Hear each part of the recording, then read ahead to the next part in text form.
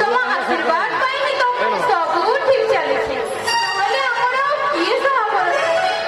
ସେ ତ କିଛି ନୁହେଁ। ତମେ ଓ ମୋ ଭାଇ ଆମ ପାଇଁ ଦେଖାଶୁଣା ବୁଝାବୁଝି হরে কৃষ্ণ হরে কৃষ্ণ। আরে ভাଣିজি কেবল মামুদের সাথে পড়ে রইলে চলবে।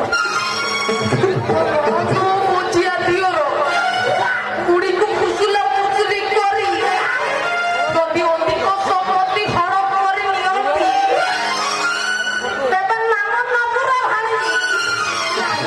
ମୁଁ କଣ କରିବି ଯେ? ଆମ ଶିଖା ବାପା ପରା ସେମିତି କେତେ କହିଲେ କିଛି ଶୁଣୁନାହାନ୍ତି। ମୋର ପାଞ୍ଚ ପାଞ୍ଚଟା ଝିଅକୁ କେମିତି ମଣିଷ କରିବି? ତମେ କିଛି ଗୋଟେ ତ କର ମାମୁଁ, ନହେଲେ ଆମେ ତିନି ପାଞ୍ଜିରୁ ଗଲୁ। শুনো ভাଣିজি ଯେମିତି କହୁଛି ସେମିତି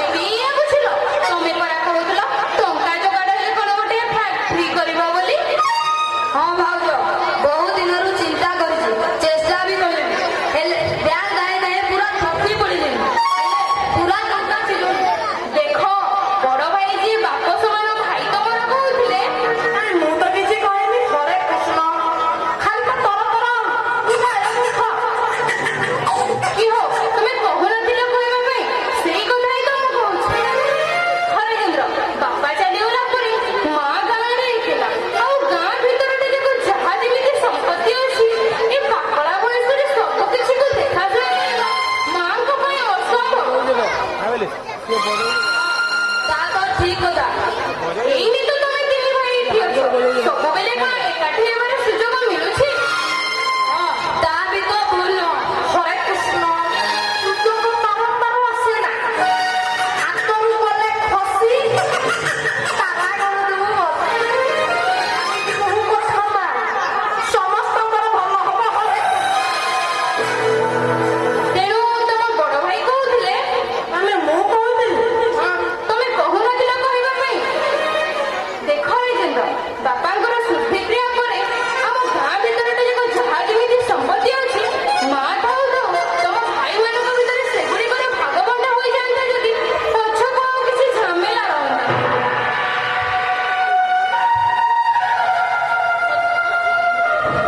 ଇଏ ତୁମେ କଣ କହୁଛ ଭାଉଜ?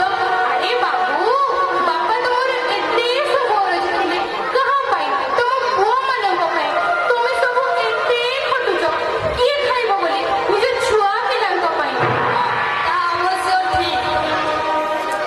ତେଣୁ ତମ ବଡ ଭାଇ କହୁଥିଲେ ମାନେ ମୁଁ କହୁଥିଲି ପୁଣି ମଝିରେ କହିଲ। ଦେଖ ରାଜେନ୍ଦ୍ର, ମା ବାପାଙ୍କର ସବୁ ସମ୍ପତ୍ତି ରହିଲା ଗାଁରେ, ଆଉ ତମେ ଭାଇମାନେ ସବୁ ରହିଲ ବିଦେଶରେ, ପୁଣି ଅଲଗା ଅଲଗା ସହରରେ। ସତରେ ଭାଉଜ, ତମେ ଆଜି ମୋର ଆଖି ଖୋଲିଦେଇଛ।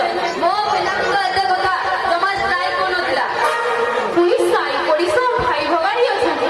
କେତେବେଳେ ଯଦି କିଏ ସେ ସମ୍ପତ୍ତିକୁ ମାଡ଼ି ବସେ, ନହେଲେ ବୁଢ଼ୀ ମାଆଟାକୁ ବୋତାବନି ଯଦି କିଏ କିଛି ସମ୍ପତ୍ତି ନିଜ ନାଁରେ କରିନେ, ତାହେଲେ କଥା ସରିଲା।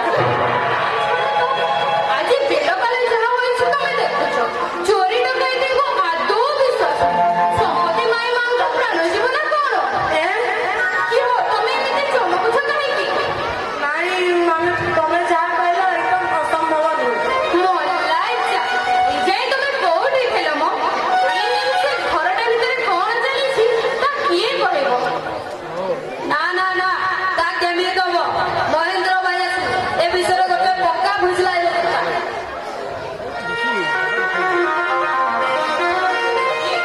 ଆଜି ଏଇଠି ଏଇ ମୁହୂର୍ତ୍ତରେ ମଲାଇଚା, ହରେ କୃଷ୍ଣ ହରେ କୃଷ୍ଣ ବୁଝିଲ ବାବା ଭାଇ? କଣ କହିବା ମାଙ୍କୁ ବୁଝେଇବା? ମୁଁ ନିଜେ ବି ଠିକ୍ ବୁଝିପାରୁ। କୁଲିଆ ମୁଁ ତାକୁ କେତେ ସାନ୍ତ୍ୱନା ଦେବି? ଯେତେ କଣ୍ଡା କଟା କଲେ ବି ବାପା ତ ଆଉ ଫେରି ଆସିବେନି ନା। ମୁଁ ବି ସେଇ କଥା ଭାବୁଥିଲି ସବୁ କାମ ସାରି ଯିଏ ଯାହା ବାଟରେ ଫେରିଯିବା ଆଗରୁ ଅତ୍ୟନ୍ତ ମା ସାଙ୍ଗରେ ଟିକେ ଭଲ ଭାବରେ ପରାମର୍ଶ କରିନେବା ମଲାଇଚା, ମା କଣ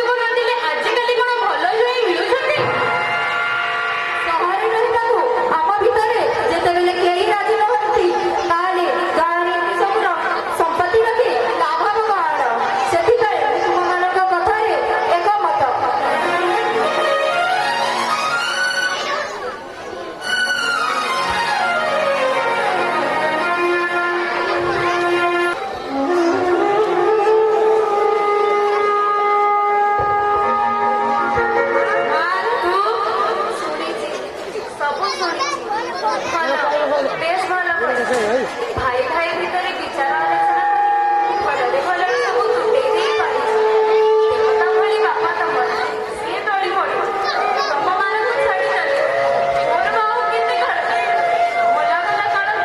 ମୋ ବା କାହିଁକି ଆହୁରି ବଇରେ ଗୋଟେଇଲି? ମୋ ତୁମକୁ ବା କାହିଁକି ଆହୁରି ବଇରେ ରଖିଲି? ମା ବାପା ଥିଲେ କଥା ଅଲଗା ଅଲଗା। ଏଇନେ ତୁ ଏକା ଏକା ଅଛୁ। କେତେ କଣ କରିବୁ ଯେ? ତୁମେ ବି ତ ଏଇ ଘରର ଝିଅ। ତମମାନଙ୍କର ଗୋଟିଏ ବୋଲି ଭଉଣୀ ସିଏ। ବାହାସାହା ହୋଇ ପର ଘରକୁ ଚାଲି ଯାଇଛି ବୋଲି ତା ଭାଗଟା ଯେମିତି ବୁଡ଼େଇ ନଦିଅ। କି ହୋ କହୁନ, କୁନି ବାହା ହୋଇ ଗଲା ବେଳକୁ ତାଙ୍କ ଯୌତୁକରେ ହାତୀ ଚୁଟି ସବୁ ଦିଆହେଇଥିଲା। ଭାଇଙ୍କ ଭାଗରେ ପୁଣି ଭଉଣୀର ଭାଗ କାହିଁକି? ସତ କହିବାକୁ ଗଲେ ଭାଉଜ ଆଇନ ଅନୁଯାୟୀ ବାପାଙ୍କ ସମ୍ପତ୍ତି ଉପରେ ପୁଅ ସହ ଝିଅର ବି ସମାନ ଅଧିକାର ଅଛି। ତେଣୁ କୁନି ନିଶ୍ଚୟ ଭାଗ ପାଇବା କଥା। ମୋର ବେଶୀ କିଛି ଦରକାର ନାହିଁ ଭାଇ। ମୁଁ ତ ଭାବିଛି ମାର ଗହଣା ତକ ଯାହା ନେବି। ତେଣେ ମୋ ଝିଅମାନେ ତାକୁ ବସାଇ ମାଙ୍କଠୁ କିଛି ବି ଗହଣା ପାଇବେନି। ସେମାନେ ବି ତୋର ଘରର ନାତୁଣୀ। ତାଙ୍କ ପାଇଁ ବି କିଛି ଗୋଟେ ଆଇନ ବାହାର କରୁନ। ସବୁ ହେଲା।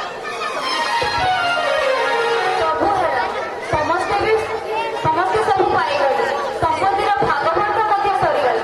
ସମସ୍ତେ ବି ସନ୍ତୁଷ୍ଟ ହେଲେ। ମୋର ଆଉ କଣ ଦରକାର? ତମମାନଙ୍କର ଖୁସି ବି ତ ମୋର ଖୁସି।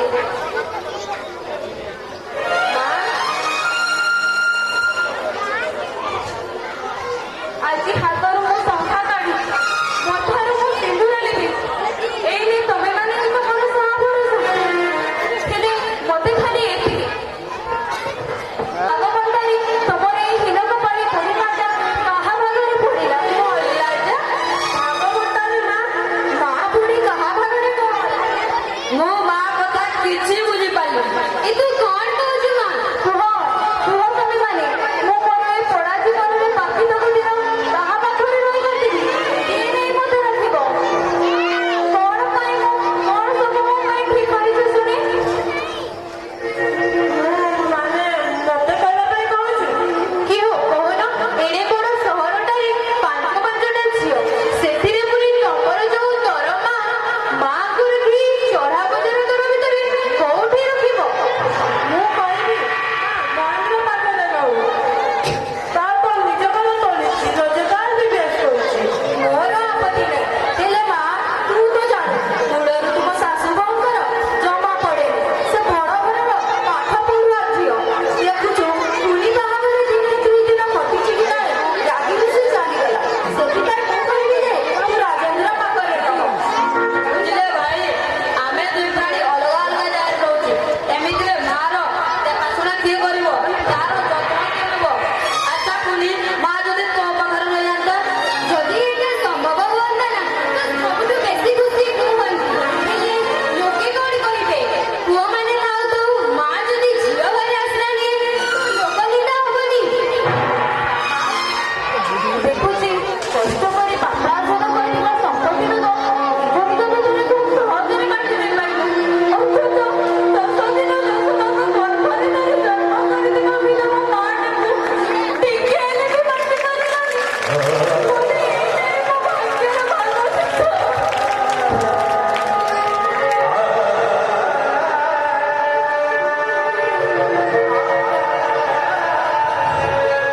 କ୍ଷମା କରିବେ ବାବୁ, କେବେ ଆସୁ ଆସୁ ଟିକେ ଡେରି ହୋଇଗଲା। ଏମିତି ଅଘଟଣ ଘଟିଯିବ ମୁଁ ଭାବିନଥିଲି। ଗାଁଟା ସାରା ଦୁଃଖର ଛାୟାରେ ଖେଳି ଯାଇଛି। ସବୁରି ଘରେ ତାଙ୍କରି ଚାଲିଛି ଆଉ ପ୍ରଶଂସା। ହଁ, ଆଜି ବସି ସବୁ ଭାବିଲା ବେଳକୁ ବହୁତ ଡେରି ହୋଇଗଲାଣି। ତୁମେ ଏମିତି କାହିଁକି କହୁଛ ଭାବୁଛ? ଭାଇ ତ ଆମର ମଣିଷ ନଥିଲେ, ଥିଲେ ଦେବତା। ସେଇ କଥା ତ ଆମ ପାଇଁ ସାନ୍ତ୍ୱନା ଆଣିଲ ମଉସା। ତାକୁ ଏତେ ନେଇ ଆମର ଗର୍ବ କରିବାର ଅଛି। ନିଶ୍ଚୟ, ତୁମେ ସମସ୍ତେ ଜୀବନ ଭାଗ୍ୟବାନ। ବାପା ତମର ଯେମିତି ଦେବତା, ମା ବି ସେମିତି ଲକ୍ଷ୍ମୀ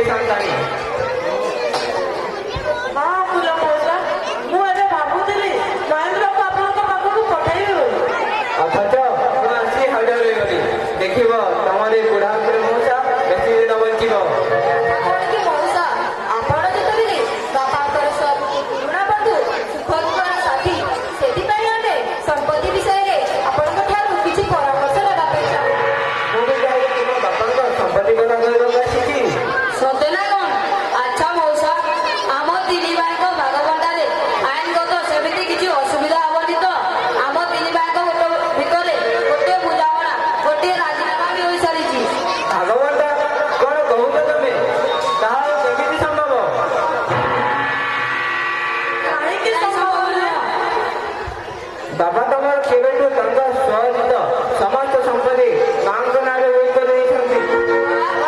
ମାନେ ମାଙ୍କ ନାଁରେ ସବୁ ସମ୍ପତ୍ତି ରହୁଛି। ଧର ଧର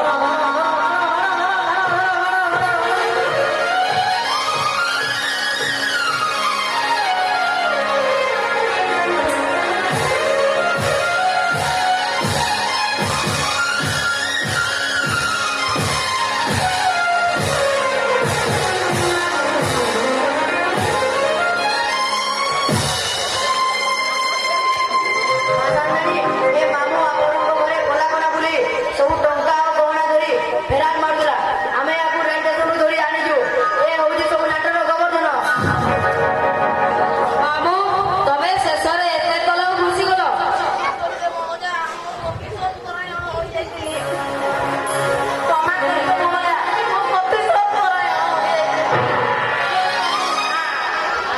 ମୋ ଭାଇ ହୋଇ ମୋର ସର୍ବନାଶ କରିବାକୁ ଚେଷ୍ଟା କଲ କେମିତି?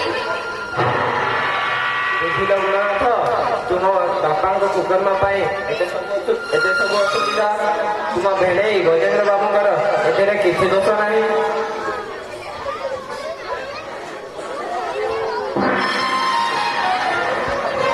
ୟାକୁ ଥାନାକୁ ନେଇଯାଅ।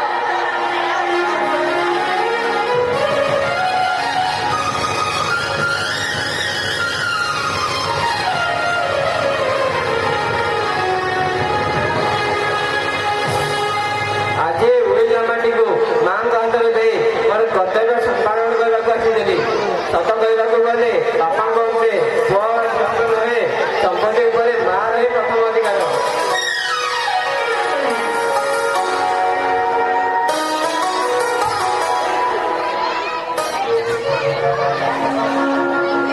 ହେ ଠାକୁର, ସମ୍ପତ୍ତି ପାଇଁ ରକ୍ତ ସମ୍ପର୍କ ବି ଉଜୁଡ଼ି ପଡ଼ିଲା। ଏ ବୁଢ଼ା ଜୀବନର କିଛି ଲାଭ ନାହିଁ। ମୋତେ ଚିରଶାନ୍ତି ଦିଅ ଠାକୁର। ମା,